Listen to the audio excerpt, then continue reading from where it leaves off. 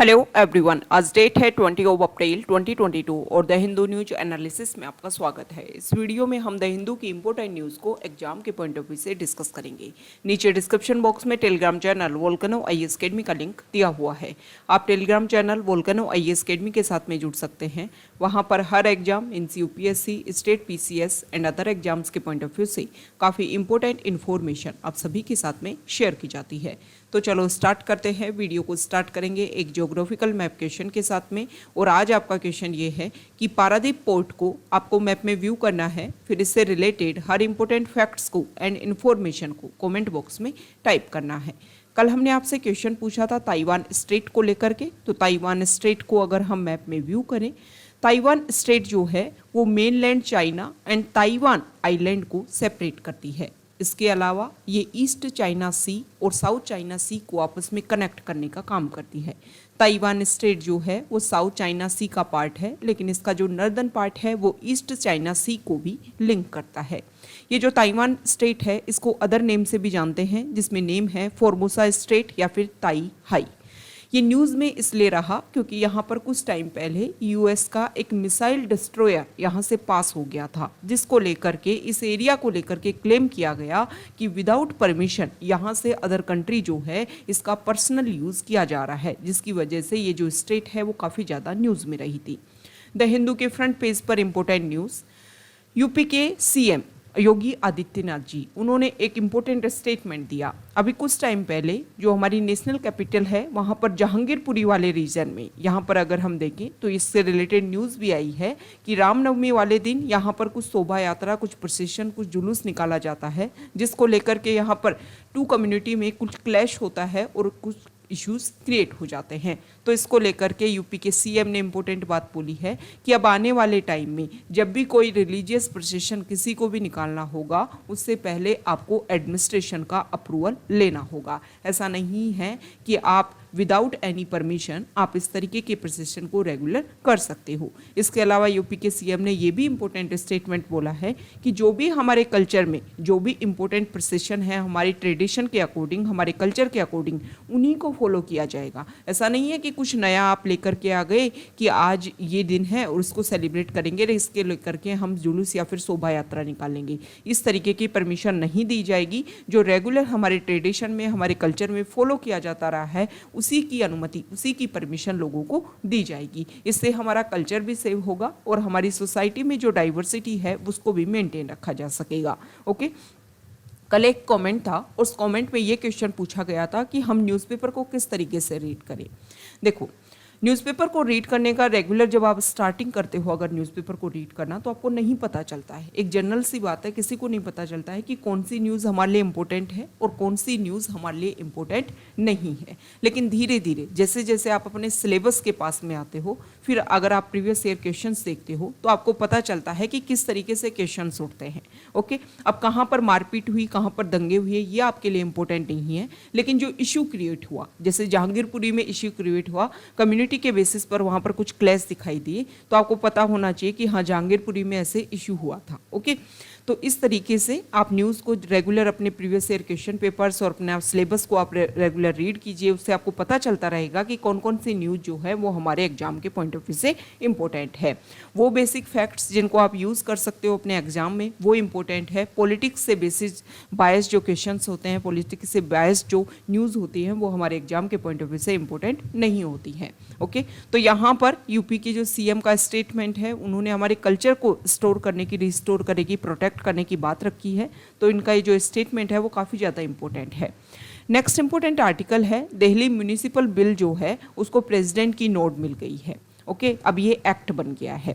Delhi municipal corporation bill, जिसको 2011 में भी अमेंडमेंट किया गया था, इसमें ये किया गया था कि दिल्ली म्यूनिसिपल कॉरपोरेशन को 3 पार्ट्स में डिवाइड कर दिया गया था। और अब कोशिश ये की गई है कि जो पहले 3 पार्ट थे एमसीडी के, उसको अब एक जगह इकट्ठा करके, एक जगह कोलैबोरेशन करके एक पार्ट ही बना दिया गया है। मींस दिल्ली म्यूनिसिपल कॉरपोरेशन अब एक ही होगी।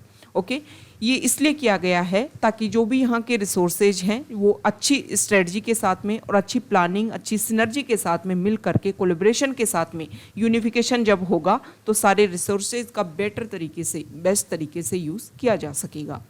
नेक्स्ट इंपॉर्टेंट आर्टिकल है ये है अबू सलेम से रिलेटेड। 1993 में हमारे मुंबई में कुछ ब्लास्ट होते हैं और उन ब्लास्ट से रिलेटेड जो अबू सलेम हैं उनसे रिलेटेड जो डाटा है या फिर एविडेंस है वो मिलते हैं। उसके बाद में पुर्तगाल से अबू सलेम को हम इंडिया में लेकर के आते हैं 2005 में। तो पुर्तगाल के साथ में हमारी एक डील हुई थी कि 25 ईयर्स से ज़्यादा उनको जेल नहीं होगी, इसके अलावा आप उनको डेथ जो है वो नहीं दे सकते हो। ये कुछ अपने जो बायलैटरल रिलेशंस मेंटेन करने के या फिर पुर्तगाल जो कंट्री है उसके कुछ इस तरीके से रिलेशन होंगे या उसकी कुछ डिक्लेरेशन होंगी कि किन्हीं की पॉइंट्स के बेसिस पर हम किसी पर्सन को जब दूसरी कंट्री को सौंपेंगे तो इसके बेसिस पर ये सारी चीज़ें जो हैं वो कंडीशन फुलफिल होनी चाहिए। तो अब यहाँ पर हमारी जुडिशरी ने बहुत सारे क्राइम में, बहुत सारे जो ऐसे टाइम टू टाइम उस टाइम क्राइम होते उसमें अबू सलेम को लाइफ इम्प्रिजनमेंट की इस तरीके की जो सजाएं हैं, पनिशमेंट हैं, वो सुनाई हैं। लेकिन यहाँ पर हमारे सेंट्रल गवर्नमेंट की तरफ से union home secretary Ajay Kumar Bhalla उन्होंने ये बोला है कि अबू सलेम को लेकर के पुर्तगाल से जब उन्होंने हम उनका पुर्तगाल से जब हम उनको लेकर के आए थे तो एक कंडीशन साइन हुई थी कि 25 ईयर से ज़्यादा उनको जेल नहीं हो सकती है, 25 ईयर से ज़्यादा उनको जेल नहीं हो सकती है और 2030 में उनकी जेल कंप्लीट हो जाएगी। ओके, तो ये कुछ बात रखी है। हालांकि ये बात यहाँ पर ये भी रखी गई है कि देखो जुडिशरी जो है वो एग्जीक्यूटिव से डिफरेंट है। जुडिशरी कोई भी क्राइम होता है, जो भी हमारे बेसिक प्रोविज़न है उनके बेसिस पर यहाँ पर रिजल्ट देती है। वो एग्जीक्यूटिव ने किस तरीके से कहाँ पर क्या प्रॉमिस किए हैं उनके अकॉर्डिंग अपने जो रिजल्ट है उनको चेंज नहीं कर सकती है। नेक्स्ट इंपॉर्टेंट आर्टिकल है श्रीलंका को लेकर के। श्रीलंका में आप सभी को पता है वहाँ की जो कैबिनेट है उन्होंने रेजिग्नेशन दे दिया था, लेकिन वहाँ के प्रेसिडेंट और सीएम जो हैं वो अपनी पोस्ट पर बने रहे थे। जो वहाँ की जो पॉपुलेशन है वो रेगुलर प्रोटेस्ट कर रही है और अभी प्रोटेस्ट के दौरान ही कुछ वहाँ पर इशू देखने को मिला जिसकी वजह से प्रेसिडेंट का जो ऑफिस है वहाँ पर रेगुलर जो पीपल है वो रेगुलर वहाँ पर बने हुए हैं। तो पुलिस फायरिंग के दौरान एक जो प्रोटेस्टर है उसकी डेथ हो गई थी, जिसकी लेकर के यहाँ पर लोग उनकी अवेलेबिलिटी है, उनका ये मानना है कि एक तो इकोनॉमिक क्राइसिस से हमारा कंट्री परेशान हो रहा है और दूसरी तरफ हमारी जो पॉपुलेशन है उनकी जो भी फीलिंग्स हैं वो एक्सप्रेस कर रहे हैं, तो उनको सप्रेस करने की कोशिश की जा रही है वहाँ की गवर्नमेंट के द्वारा। ओके, तो श्रीलंका के जो प्राइम मिनिस्टर महिंदा राजपक्षा जो हैं उन्होंने जो लेजिस्लेचर है उनको रिस्टोर करने के लिए प्रपोज किया है। प्रेसिडेंट की जो एग्जीक्यूटिव पावर्स है उनको क्लिप्स किया है। इसके अलावा प्राइम मिनिस्टर एंड पार्लियामेंट को एम्पावर करने की कोशिश की है। उन्होंने बताया है कि प्रेजेंट टाइम में जो इकोनॉमिक क्राइसिस है कंट्री में उसका सॉल्यूशन देने के लिए, शॉर्ट टर्म के लिए उसका सॉल्यूशन अगर हमें देना है तो प्राइम मिनिस्टर और पार्लियामेंट जो है उसको एम्पावर किया है उन्होंने और एक तरीके से कोशिश की है कि हम मिल करके ये कोशिश कर सकते हैं कि जो भी हमारे मेंबर्स हैं पार्लियामेंट के ये और हमारे जो प्राइम मिनिस्टर हैं वो इस इशू का सॉल्यूशन निकालने की कोशिश करेंगे। ओके, तो वहाँ के जो पीएम है महिंदा राजपक्षा उन्होंने 19th अमेंडमेंट को necessary and timely amendments as part of a solution based on a solid economic, political and social foundation कि आपकी circumstances कैसी हैं, टाइम कैसा है, उसके अकॉर्डिंग आपको अमेंडमेंट लेना होगा और उसी अमेंडमेंट के अकॉर्डिंग वहाँ पर उन्होंने अपने आप को पावरफुल करने की कोशिश की है ताकि जो भी इशू है उसको सॉल्व किया जा सके।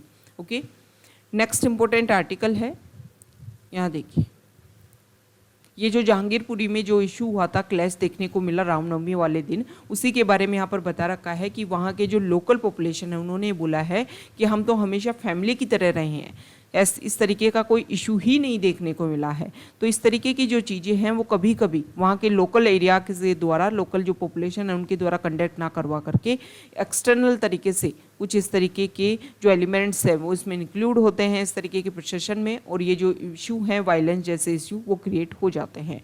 तो ये जो इस तरीके के इशू जो हैं वो रेगुलर देखने को मिल रहे हैं और उनको अगर हमें काउंटर करना है तो काउंटर करने के लिए वो सारे इश्यूज जो हमारे बेसिक फाउंडेशन है हमारे कॉन्स्टिट्यूशन के, हमारी कंट्री की जो डाइवर्सिटी है, उन सभी को हमें मेंटेन भी करना है और जो भी इशू है उनको हमें सोल्व भी करना है। नेक्स्ट इम्पोर्टेंट आर्टिकल है पेज नंबर 6 एडिटोरियल पेज पर। यहाँ पर जो फर्स्ट आर्टिकल है, इस आर्टिकल में अभी कल हमने डिस्कस किया था कि लखीमपुर खीरी वायलेंस में जो यूनियन मिनिस्टर अजय मिश्रा के बेटे आशीष मिश्रा जिनको एक तरीके से ग्रांट देने की कोशिश की गई इलाहाबाद हाई कोर्ट के द्वारा, उसको सुप्रीम कोर्ट ने कैंसिल कर दिया। तो एक तरीके से यहाँ पर ये बोला गया है कि जो भी हमारे बेसिक प्रिंसिपल है that govern bail jurisprudence, okay, bail से रिलेटेड जो भी क्षेत्र है, जो भी एरिया है, उसको गवर्न किया जाता है, तो उन प्रिंसिपल्स को दोबारा से सुप्रीम कोर्ट ने रीअफर्म करने की कोशिश की है। अब यहाँ पर इस आर्टिकल में ये बात बोला गया है कि देखो, हाई कोर्ट में कल सुप्रीम कोर्ट ने ये भी बात बोली थी, सुप्रीम कोर्ट ने ये बोला था कि जो विक्टिम्स होते हैं उनको हर पॉइंट के ऊपर अपनी बात रखने की और उनकी हर बात को सुनने का यहाँ पर बेसिक प्रोविज़न है। तो जो हाई कोर्ट है उनको जो बेसिक प्रोविज़न है विक्टिम का कि हर पॉइंट के ऊपर उनकी बात सुनी जाए, उनको ढंग से नहीं सुना। यहाँ पर सुप्रीम कोर्ट ने जो भी अपना ऑर्डर दिया उसके बेसिस पर जो वहाँ की स्टेट गवर्नमेंट है उन्होंने भी, जब इलाहाबाद हाई कोर्ट ने ये बात रखी तो उन्होंने भी इस चीज़ को काउंटर करने की कोशिश नहीं की कि बेल ग्रांट नहीं की जानी चाहिए। तो इस तरीके से यहाँ पर जो स्टेट गवर्नमेंट है उसके ऊपर भी क्वेश्चनिंग की गई है। इसके अलावा क्वेश्चनिंग की गई है जुडिशरी के ऊपर भी कि जो भी इस तरीके के क्रिमिनल इश्यूज को अगर आप सुनते हो तो आपको हर पॉइंट के ऊपर जो अपने ईयर एंड आईज जो है वो ओपन रखनी है और इजीली हर चीज़ के ऊपर अच्छे से ध्यान में देकर के फिर इस तरीके के स्टेटमेंट जो है, ऑर्डर जो है वो पास होनी चाहिए। नेक्स्ट इंपॉर्टेंट आर्टिकल है, देखो कोविड के टाइम में हमारे इंडिया में भी डेथ हुई और पूरे वर्ल्ड में डेथ हुई, ओके। अभी कुछ टाइम पहले WHO ने कुछ रिपोर्ट रखी, उसमें ये इंडिया को लेकर के कि इंडिया में इतनी डेथ हुई है, इसको लेकर के उन्होंने कुछ डाटा रखे। अभी प्रेजेंट टाइम में वर्ल्ड हेल्थ ऑर्गेनाइजेशन के डायरेक्टर जनरल जो हैं, ओके, टेड्रोस गैब्रियस जो हैं वो इंडिया की विजिट पर रहेंगे, ओके। आज जो है global Ayush investment and innovation summit जो है वो गुजरात में ऑर्गेनाइज करवाई जाएगी, जिसमें जो है इंडिया और WHO के बीच में जो डिस्प्यूट दिखाई दे रहा है, हो सकता है कि इसमें जो भी कोविड-19 डेथ को लेकर के 2020 और 2021 में कोविड-19 डेथ को लेकर के जो रिपोर्ट पब्लिश की है WHO ने, उसको लेकर के भी यहाँ पर हो सकता है डिस्कशन हो। 2020 में the organisation has computed 3 million death globally from the pandemic, much more than the 1.8 million officially reported by countries, okay. तो 1.8 मिलियन जो डेथ है वो कंट्रीज़ ने क्लेम किया है, हर कंट्री ने अपने डाटा रखे होंगे, लेकिन जो WHO है उन्होंने 3 मिलियन डेथ जो है वो ग्लोबली बताई है। It was due to update this estimate for 2021 by the year end but could not and report suggest because of stalling by India. A report in the New York Times claims that WHO estimate India accounted for 4 million deaths or about 8 times the current official toll of 5.2 lakh. यहाँ पर ये बताया रखा है कि WHO ने claim किया है कि इंडिया में जितनी डेथ रेट ऑफिशियल तरीके से शो हुई है उससे 8 गुना ज़्यादा तक यहाँ पर डेथ हुई है, ओके। तो हमारी जो होम मिनिस्ट्री है, हमारी जो हेल्थ मिनिस्ट्री है, उन्होंने ये बात रखी है कि WHO ने जिन डाटाज को, जिस प्रोसीजर को यूज़ किया है, उस प्रोसीजर को, उसको हम क्या नहीं मानते हैं, उसको हम नहीं मानते। या तो वो अपने ऑफिशियल तरीका रखे, अपना प्रोसीजर रखे कि इस प्रोसीजर के बेसिस पर हमने जो ऑफिशियल डाटा है या फिर जो डेथ से रिलेटेड जो डाटा है उनको कलेक्ट किया है। अब यहाँ पर ये बताया गया है कि हालांकि हमारे इंडिया में जो हेल्थ इंफ्रास्ट्रक्चर है वो इतना अच्छा अभी डेवलप नहीं है, लेकिन हमारे साउथ के जो स्टेट हैं वहाँ पर डेथ को क्लेम करने के लिए जो रजिस्ट्रेशन है, मेडिकल रजिस्ट्रेशन जो है डेथ को क्लेम करने के लिए, उसको काफ़ी ज़्यादा इम्प्रूव किया गया है, ओके। 2019 में 92% से ज़्यादा हमने जो डेथ क्लेम की हैं उसको लेकर के जो क्लेम है उसको अच्छे से रजिस्टर करने का जो प्रोसीजर है उसको क्रिएट किया है। अगर हम साउथ की जो स्टेट देखें जिसमें तमिलनाडु, केरला और नॉर्थ ईस्ट में मिजोरम, यहाँ पर जो है वो 100% डेथ रजिस्ट्रेशन किया जाता है। But even these state the percentage of certified death ascribing a cause is lower. लेकिन इन स्टेट्स में जो डेथ रेट है वो काफ़ी कम देखी गई कोविड के टाइम में। इसके अलावा बिहार, झारखंड, उत्तर प्रदेश में 67% से भी लेस देखी गई। Even fewer certified deaths, okay. कुछ सर्टिफाइड डेट्स हैं उसके बाद में भी उसको लेकर के क्लेम नहीं किया गया। तो यहाँ पर ये बताया गया है कि इस तरीके के इशू देखने को मिले हैं जिसकी वजह से WHO ने ये क्लेम किया है। तो अपने जो लूप होल्स हैं उनको इंडिया को काउंटर करना होगा। हमारे जो भी प्रॉब्लम्स हैं, वैसे तो कोविड के टाइम में हमने देखा कि हमारा जो मेडिकल इंफ्रास्ट्रक्चर है वो काफ़ी एक डेवलप करने की उसको कोशिश की गई है, लेकिन उसमें और ज़्यादा बूस्टअप करने की ज़रूरत है कि ताकि इस तरीके के जो इश्यूज हैं वो क्रिएट ना हो सके। यहाँ पर जो आर्टिकल है वो फेडरलिज्म स्ट्रक्चर को लेकर के है। तमिलनाडु के जो सीएम हैं M.K. स्टालिन, उन्होंने अभी प्रेजेंट टाइम में 23rd party Congress of the communist party of India in Kannur Kerala में जो मीटिंग हुई उसमें उन्होंने कुछ इंपॉर्टेंट बातें रखी। उन्होंने ये बोला कि सेंट्रल गवर्नमेंट जिस तरीके से फेडरलिज्म को चेंज करने की कोशिश कर रही है, इससे हमारी जो पब्लिक ऑर्डर है या फिर हमारा जो बेसिक फाउंडेशन है वो उनको इनडायरेक्टली चेंज किया जा रहा है। ओके, अब यहाँ पर अगर हम देखें तो स्टेट ऑटोनॉमी को लेकर के उन्होंने क्या क्या बात रखी, तो किन किन पॉइंट्स के बेसिस पर लगता है कि आपको फेडरलिज्म डाइल्यूट होता है। फेडरलिज्म क्या है? फेडरलिज्म में ये होता है कि 2 लेवल ऑफ गवर्नमेंट होती है, सेंट्रल लेवल पर भी गवर्नमेंट है और स्टेट लेवल पर भी गवर्नमेंट है। और सबसे इंपॉर्टेंट बात, दोनों के पास में पावर है। जैसे कि हमारी शेड्यूल 7 में ये बात बताई गई है कि जो हमारी पावर्स है उनको डिस्ट्रीब्यूट किया गया है सेंट्रल लिस्ट में, स्टेट लिस्ट में और कंकरेंट लिस्ट में, कि इन पॉइंट्स के ऊपर सेंट्रल लॉ बनाएगा, इन पॉइंट्स के ऊपर स्टेट लॉ बनाएगा और इन पॉइंट्स के ऊपर दोनों मिलकर के लॉ बनाएंगे कंकरेंट लिस्ट में। ओके, तो इस तरीके से हमारे स्टेट के पास में पावर है, ये होता है फेडरल स्ट्रक्चर। अब यूनिटरी स्ट्रक्चर क्या होता है? यूनिटरी में क्या होता है? यूनिटरी फॉर्म ऑफ गवर्नमेंट, जहाँ पर 2 लेवल ऑफ गवर्नमेंट होती हैं, सेंट्रल गवर्नमेंट भी होती है और स्टेट्स में भी गवर्नमेंट होती है, लेकिन स्टेट्स के पास में लॉ बनाने की पावर नहीं होती है, सिर्फ वो लॉ इम्प्लीमेंट करते हैं। सेंट्रल वहाँ पर लॉ बनाता है और स्टेट जो है उस लॉ को इम्प्लीमेंट करते हैं। तो ये होता है यूनिटरी फॉर्म ऑफ गवर्नमेंट। तो फेडरलिज्म जो है, जहाँ पर स्टेट के पास में भी पावर है, इसको लेकर के सेंट्रल गवर्नमेंट के ऊपर आरोप लगे हैं कि आपने जो हमारे स्टेट की पावर है उसको छीनने की कोशिश की है। अब किन किन पॉइंट्स के बेसिस पर? एक तो जीएसटी टैक्स लाया गया, तब ये बोला गया कि स्टेट की जो पावर है उसको एनक्रोच करने की कोशिश की जा रही है। फिर बात आती है नीट की, National Eligibility cum Entrance Test. Tamil Nadu जो है वो तो इसके खिलाफ है। तमिलनाडु ने तो नीट को खत्म करने के लिए 12th की जो परसेंटेज होती है उसके बेसिस पर जो मेडिकल कॉलेज है उसमें एंट्री के लिए उन्होंने वो अपना बिल भी लेकर के आए थे और गवर्नर ने उसको लेकर के एक तरीके से हाल्ट कर दिया, जिसकी वजह से इशू भी काफ़ी ज़्यादा क्रिएट हुआ था। प्लानिंग कमीशन का जो डिसोल्यूशन किया गया, इसके अलावा नेशनल डेवलपमेंट काउंसिल का जो स्टेटस है उसको लेकर के इशू है। इसके अलावा अगर हम देखें तो और भी बहुत सारे पॉइंट्स हैं जिनको लेकर के स्टेट जो है उनको काफ़ी ज़्यादा परेशानी है।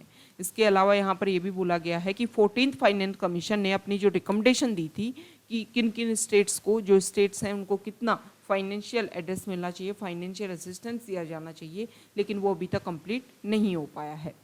यहाँ पर जो नेक्स्ट बात रखी है कि गवर्नर जो है वो प्रेजेंट टाइम में अगर हम देखें तो काफ़ी ज़्यादा इशू वाला पॉइंट रहा गवर्नर। ओके, वेस्ट बंगाल में ये इशू देखने को मिला, जो हमारा तमिलनाडु स्टेट है वहाँ पर ये इशू देखने को मिला कि जो इलेक्टेड गवर्नमेंट है और जो गवर्नर जो पोस्ट है उनके बीच में काफ़ी क्लैश रही बहुत सारे पॉइंट्स को लेकर की। तो यहाँ पर राइटर का ये बोलना है कि हमें फेडरलिज्म जो पॉइंट्स है, जो हमारा बेसिक प्रोविज़न है, उसको एक तरीके से पैम्पर करने के लिए, प्रोटेक्ट करने के लिए जो हमारी सेंट्रल गवर्नमेंट है उसको रिविजिट किया जाना चाहिए कि किन पॉइंट्स को लेकर के जो स्टेट्स हैं उनको कुछ प्रॉब्लम क्रिएट हो रही हैं, कुछ उनको हर्डल्स क्रिएट हो रही हैं, और उनको सभी को अगर हमें इजीली सॉल्व करना है तो हमारे जो बेसिक प्रोविज़न है उन पर हमें ध्यान देना होगा। नेक्स्ट इंपॉर्टेंट आर्टिकल है पेज नंबर 7 पर, एडिटोरियल पेज पर ही। यहाँ पर जो आर्टिकल है, अभी मध्य प्रदेश में एक इशू देखने को मिला कि रामनवमी के टाइम में जब भी रामनवमी प्रोसेशन में कंट्री के बहुत सेवरल पार्ट्स में, जिसमें एक मध्य प्रदेश का जो खारगेव है वो भी शामिल है, तो वहाँ पर कुछ कम्युनल क्लेसेस देखने को मिले। तो यहाँ पर मध्य प्रदेश गवर्नमेंट ने क्या कोशिश की कि वो लोग जो इस तरीके के रिवॉर्ट में शामिल थे, इन्वॉल्व थे, उनके हाउसेज को बुलडोज कर दिया गया। मतलब एनक्रोचमेंट के नाम पर उनके जो हाउसेज हैं, उनकी जो भी प्रॉपर्टी है, उनको ख़त्म करने की कोशिश की गई। तो स्टेट गवर्नमेंट ने ये बोला है कि these demolition are response to illegal encroachment. Government ने बोला है कि इलीगल एनक्रोचमेंट था इसलिए हमने तोड़ दिया। लेकिन यहाँ पर ये जो रिवॉर्ड्स हुए, इसमें जो भी इशू देखने को मिले, और इस तरीके से जब आपने उनको इन रिवॉर्ड्स को ख़त्म करने की कोशिश की है तो इससे प्रॉब्लम ख़त्म नहीं होगी, इससे प्रॉब्लम जो है वो आने वाले टाइम में और ज़्यादा इंक्रीज़ होगी। ओके, इसी तरीके का 2019 में जब उत्तर प्रदेश गवर्नमेंट के द्वारा एक ऑर्डर पास किया गया था कि सिटीजनशिप अमेंडमेंट एक्ट को लेकर के जो भी प्रोटेस्ट कर रहे हैं और जो भी पब्लिक प्रॉपर्टी को नुकसान पहुंचाएंगे, उनकी जो भी प्रॉपर्टी है उनको डिस्ट्रॉय कर दिया जाएगा। और इसी के अकॉर्डिंग उत्तर प्रदेश गवर्नमेंट ने 2020 में अपना एक एक्ट भी लेकर के आए थे, Uttar Pradesh recovery of damages to public and private property act, कि जो भी लोग जो इस तरीके के रिवॉर्ड्स में शामिल होते हैं उनकी प्रॉपर्टी को क्या कर लिया जाएगा, एनक्रोच कर लिया जाएगा, अपने अंडर कर लिया जाएगा गवर्नमेंट के द्वारा, और जो कंपनसेट किया जाएगा, जो भी प्राइवेट और पब्लिक प्रॉपर्टी को आपने नुकसान पहुंचाया है उसको कंपनसेट करने के लिए उस आपकी प्रॉपर्टी का यूज़ किया जाएगा।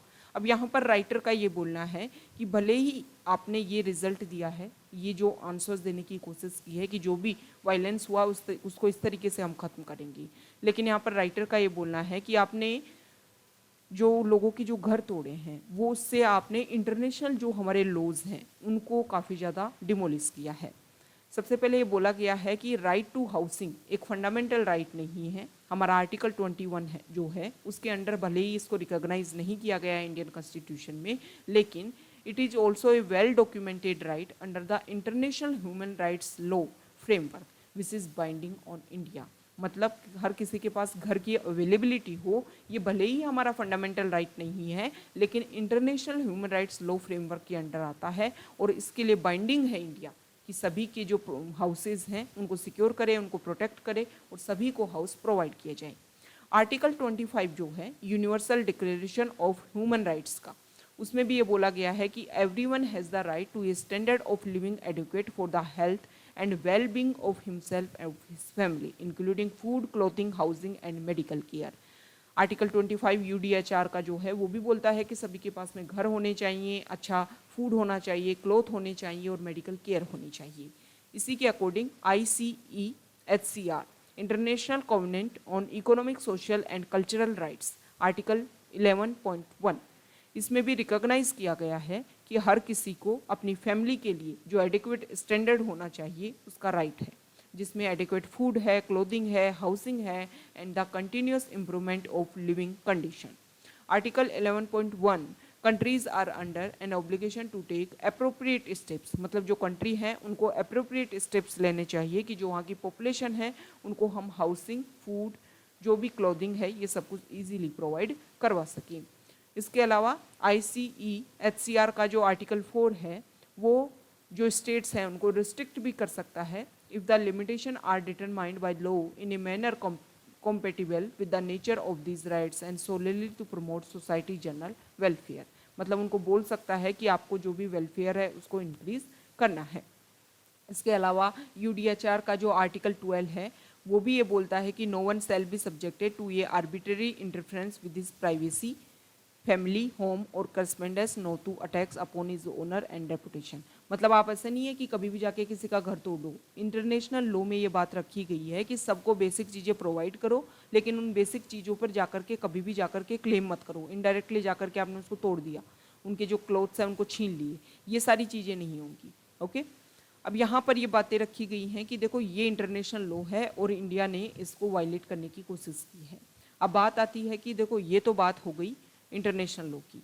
हमारे इंडिया में अगर हम बात करें तो Bachchan Singh versus state of Punjab, Vishakha versus state of Rajasthan and recently in the famous Puttaswamy versus union of India, इसमें भी फंडामेंटल राइट्स जो हैं उसमें गारंटेड किया गया है कि under the constitution must be read and interpreted in a manner which could enhance their conformity with international human right law. मतलब इसमें क्या बोला गया है कि देखो जो भी आपके पास में लॉ है, भले ही आपके पास में हाउसिंग एक फंडामेंटल राइट नहीं है, लेकिन इन सारे केसेस में ये बात बोली गई है कि आपको केस टू केस के बेसिस पर आपके जो भी लॉ हैं उनको इंटरप्रिटेट करना है। इंटरनेशनल जो लॉ हैं उनके अकॉर्डिंग आप उन लॉज को इंटरप्रिटेट कर सकते हो कि हाँ ये इशू है तो इसके अकॉर्डिंग ये रिजल्ट होना चाहिए। तो जुडिशरी का यहाँ पर रोल है, जुडिशरी को अपने जो रोल है उसको इंक्रीज करना होगा। इस तरीके की जो भी गवर्नमेंट की जो भी रूल्स एंड रेगुलेशंस हैं उनको एक तरीके से काउंटर करने की ज़रूरत है। नेक्स्ट इंपॉर्टेंट आर्टिकल है पेज नंबर 10 पर। अभी हमने डिस्कस किया था एडिटोरियल पेज पर कि WHO के जो चीफ हैं वो इंडिया की विजिट पर आएंगे, क्योंकि इंडिया में जो गुजरात स्टेट का जामनगर एरिया है वहाँ पर WHO global centre for traditional medicine के लिए एक सेंटर खोला जा रहा है। और आप सभी को पता है हमारे इंडिया में आयुर्वेदा को कितनी प्रेफरेंस दी जाती है। हमारी हिस्ट्री की अगर हम बात करें तो आयुर्वेदा में काफ़ी ज़्यादा फोकस्ड हम रहे हैं। तो उन सभी पॉइंट्स के ऊपर उनसे रिलेटेड जो मेडिसिन है उनको प्रमोट करने के लिए ये सेंटर जो है ओपन किया जा रहा है। मतलब इंडिया का जो रिच लेगेसी है आयुर्वेदा में वो हमें जो हील और ट्रीट करने में social health, mental health, happiness, environment health, sympathy, compassion, productivity, ये सभी इसमें इंक्लूड किए गए हैं। ओके। यहाँ पर हमारे प्राइम मिनिस्टर ने गुजरात में एक डेयरी कॉम्प्लेक्स को ओपन किया है। यहाँ पर यूजीसी ने ये बात बोली है कि इंडियन और फॉरेन यूनिवर्सिटी जो हैं उनके बीच में टाई अप होगा, और यूजीसी ने ये भी बोला है कि इंडियन हायर एजुकेशन इंस्टीट्यूशन जो हैं वो इस प्रोग्राम में कोलैबोरेशन कर सकते हैं, जो प्रोसीजर है उसको सिंप्लीफाई कर सकते हैं, कि एमओयू कर सकते हैं जो फॉरेन यूनिवर्सिटी है उनके साथ में, ताकि each other directly if they meet certain eligibility criteria. Okay, उन्होंने कुछ क्राइटेरिया डिसाइड किए हैं कि देखो भाई क्या करना है, 3.01 से अबव की कोई भी NAAC ग्रेडिंग से इससे ऊपर ग्रेडिंग जिस जिस कॉलेज की है, या फिर टॉप 1000 वर्ल्ड यूनिवर्सिटी में जो कॉलेज आती है टाइम्स हायर एजुकेशन रैंकिंग के अकॉर्डिंग, और टॉप 100 यूनिवर्सिटी जो NIRF के अकॉर्डिंग आती है, वो आपस में टाई अप कर सकती हैं। ओके, और फिर इसमें कोलैबोरेशन के थ्रू जो स्टडी है उसको रेगुलर किया जा सकता है। नेक्स्ट इंपॉर्टेंट आर्टिकल है क्रिमिनल प्रोसीजर बिल जो है उसको पास कर दिया है, प्रेसिडेंट ने भी इसको अपनी एक्सेंट दे दी है। अब इससे क्या होगा, कोई भी क्राइम जो है उसमें जो भी अक्यूज्ड हैं उनके बायोलॉजिकल और फिजिकल जो सैंपल्स हैं उनको स्टोर करने की, उनको प्रोटेक्ट करने की एक तरीके से एम्पावर कर दिया गया है पुलिस को। और इसमें ये भी बोला गया है कि जब वो केस जो है वो ख़त्म हो जाएगा या फिर उसमें लगेगा कि हाँ इस केस से रिलेटेड जो रिज़ल्ट है वो आ चुका है, तो उस पर्सन से रिलेटेड जो भी मटेरियल है उसको डिस्ट्रॉय कर दिया जाना चाहिए। इसके अलावा ये भी बोला गया है कि अगर चाहे जाए तो मजिस्ट्रेट को ये पावर करता है ये बिल, और इसमें ये बोला गया है कि कोई पर्सन अपनी फ़ोटोग्राफ को लेकर के या फिर जो भी अगर इन्वेस्टिगेशन में जो भी चीज़ों की ज़रूरत है उसको लेकर के उसको बोला जा सकता है कि ये सारी चीज़ें आप अवेलेबल करवाओ। ओके, इसमें बोला गया है कि इन सारे डाटाज को 75 ईयर्स तक स्टोर किया जा सकेगा, उस सभी के बाद में इसको ख़त्म किया जा सकेगा। नेक्स्ट इंपॉर्टेंट आर्टिकल जो है वो यहाँ देखिए, एक सेकेंड, पेज नंबर 12 पर। यहाँ पर जो फर्स्ट आर्टिकल है, सॉरी पेज नंबर 11 पर देखिए। पहले देखो, अभी कुछ टाइम पहले FSSAI ने क्या किया था, उन्होंने कोशिश की है कि जो भी हमारे फूड आइटम्स हैं उनको हेल्थ स्टार रेटिंग देने की कोशिश की है, ताकि जो कंज्यूमर्स हैं वो है ना हेल्दी फूड को इनटेक ना कर सके। मतलब 5 स्टार, 4 स्टार, 3 स्टार इस तरीके से हर फूड को जो स्टार हैं वो दिए जाएंगे। उसके बेसिस पर जो भी फूड आइटम्स हैं उनको कंज्यूम करेंगे हमारे कंज्यूमर्स। लेकिन यहाँ पर ये बोला गया है, हमारे जो यूनियन हेल्थ मिनिस्टर है मनसुख मांडविया, उनको 40 ग्लोबल एक्सपर्ट्स ने एक लेटर लिखा है कि इस तरीके की जो चीज़ें हैं वो जो बायर है उनके बिहेवियर में कोई चेंज नहीं करती हैं, क्योंकि लगभग 8 साल से ऑस्ट्रेलिया, न्यूजीलैंड जैसे जो कंट्री हैं वो इस तरीके के जो प्रोसीजर है उसको फॉलो कर रहे हैं, लेकिन कोई भी चेंज यहाँ पर देखने को नहीं मिला है। नेक्स्ट इम्पोर्टेंट आर्टिकल देखो, ये बार बार हम देख रहे हैं कि बहुत सारे इंपॉर्टेंट डिग्निटरीज जो हैं वो इंडिया की विजिट पर रहे हैं, और अभी प्रेजेंट टाइम में 24-25 अप्रैल को मिनिस्ट्री ऑफ एक्सटर्नल अफेयर्स ने अनाउंस किया है कि यूरोपियन कमीशन की जो प्रेसिडेंट है वो इंडिया की विजिट पर आएंगी। नेक्स्ट इंपॉर्टेंट आर्टिकल देखिए पेज नंबर 12 पर। यहाँ पर जो आर्टिकल है, सबसे पहले तो देखो ये बोला गया है कि उड़ीसा हाईकोर्ट ने एक अपना स्टेटमेंट दिया है कि कोई भी पर्सन अगर उसका जो राशन कार्ड है वो आधार कार्ड से अवेलेबल नहीं है तो आप उसको PDS सिस्टम में जो उसका इंक्लूजन है उसको ख़त्म नहीं कर सकते हो। मतलब जो भी उसको बेनिफिट्स मिलने चाहिए, अगर आधार कार्ड लिंक नहीं है उसके बैंक अकाउंट के द्वारा या फिर PDS सिस्टम में जो डाटाबेस है उनके द्वारा, तो उनसे आप उसको एलिमिनेट नहीं कर सकते हो। यहाँ पर जो आर्टिकल है इसमें NHRC ने ये क्लेम किया है, उन्होंने ये बोला है कि देखो जो भी कमर्शियल ट्रक ड्राइवर्स हैं उनको जो गवर्नमेंट है उनको ज़्यादा ध्यान दिया जाना चाहिए, क्योंकि हम इनको ऑर्गेनाइज्ड वर्कफोर्स में कनेक्ट नहीं करते हैं, उनको काउंट नहीं करते हैं, रिकॉग्नाइज नहीं करते हैं ऑर्गेनाइज्ड वर्कफोर्स में। ओके, तो NHRC ने ये बोला है कि जो भी कमर्शियल ट्रक ड्राइवर्स हैं उनसे related rules and regulations implementation करने की कोशिश की जानी चाहिए, क्योंकि जो जस्टिस मिश्रा जो अभी प्रेजेंट टाइम में NHRC के हेड हैं, उन्होंने ये बात, चेयरपर्सन जो हैं उन्होंने ये बात बोली है कि इंडिया की जो ग्रोस डोमेस्टिक प्रोडक्ट है उसमें 5% तक ये जो ट्रांसपोर्ट सेक्टर है इसका इंक्लूजन रहता है। मतलब ट्रक ड्राइवर जो है वो हमारी इकोनॉमी में काफ़ी ज़्यादा कंट्रीब्यूशन करते हैं, तो उनका इंटरेस्ट, उनकी हेल्थ जो है, उनके लिए जो जो बेसिक चीज़ें रिक्वायर्ड हैं वो हमें अवेलेबल करवाई जानी चाहिए। ओके, जो ट्रक ड्राइवर्स हैं उनकी जो भी रिकमेंडेशन है, उनकी जो भी इम्प्रूवमेंट है, उन सभी को लेकर के सजेशन भेजने की कोशिश की है और इन सभी को अप्लाई करने की भी बात की है। Next important article foreign page पर, और यहाँ पर चाइना और सोलोमन आइलैंड के बीच में लैंडमार्क सिक्योरिटी एग्रीमेंट जो है साइन हो गया है। हालांकि अभी तक सोलोमन आइलैंड ने बात बोली है, जो पैसिफिक आइलैंड जो है साउथ पैसिफिक ओशन में जो लोकेटेड है, उसको उन्होंने एक बात बोली है कि अभी तक मिलिट्री बेस बनाने के लिए कोई भी बात नहीं हुई है। देखो, इसी तरीके से चाइना ने जिबूती जो हॉर्न ऑफ अफ्रीका का पार्ट है वहाँ पर भी इस तरीके से अपना मिलिट्री बेस इस्टेब्लिश कर लिया था। अब यहाँ पर यूएस की जो पैसिफिक ओशन में जो स्मॉल आइलैंड्स कंट्री हैं उनके साथ में रिलेशन बेहतरीन नहीं थे, लेकिन अभी प्रेजेंट टाइम में जो भी अदर स्मॉल आइलैंड कंट्रीज़ हैं या फिर सोलोमन आइलैंड्स हैं, इनके साथ में यूएस ने अपने रिलेशन बेहतरीन करने की दोबारा से कोशिश की है। ओके, तो इस तरीके से देखो, ये पहले भी बोला गया है कि पैसिफिक ओशन में जो भी आइलैंड कंट्रीज़ हैं वो किसी एक कंट्री के अंडर नहीं होने चाहिए, क्योंकि इस तरीके से जो इन्फ्लुएंस है स्पेसिफिक पैसिफिक ओशन में और फिर काउंटर करता हुआ जो अदर रीजनल एरियाज़ है उसको भी अपने अंडर करने की कोशिश कर सकता है जो भी कंट्री यहाँ पर अपना डोमिनेंस क्रिएट करेगा। तो ये open and free and fair होने चाहिए, सभी कंट्रीज़ इनके साथ में अपने रिलेशन मेंटेन कर सकें और जो प्रॉब्लम है उसको सॉल्व किया जा सके। तो ये आज का हमारा द हिंदू न्यूज़पेपर का डिस्कशन था। अगर आप यहाँ तक आए हैं, वीडियो आपको अच्छा लगा है तो प्लीज़ वीडियो को लाइक कीजिए, शेयर कीजिए और चैनल को सब्सक्राइब कीजिए। Okay, thank you.